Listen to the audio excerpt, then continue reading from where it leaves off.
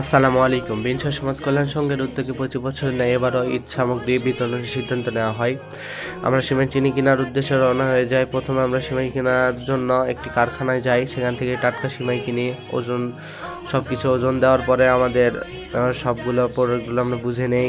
এরপরে চিনি আমাদের ভ্যানে লোড দিয়ে নেই, বাদাম, কিশমিশ, গুঁড়া দুধ সব কিছু আমরা ভালোভাবে ভ্যানে লোড দিয়ে আমাদের গন্তব্যস্থল দপ্তর সম্পাদকের বাসার উদ্দেশ্যে রওনা হয়ে যাই। দপ্তর সম্পাদকের বাসায় রাখার কারণ আমরা রাতে প্যাকিং করে নিব।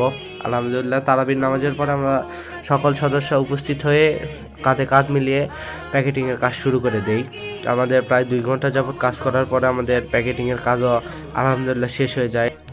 এইরকম সদস্যর কারণেই আমরা 2018 সাল থেকে প্রতি বছর এই ভালো কাজগুলো আমরা করতে পারতেছি।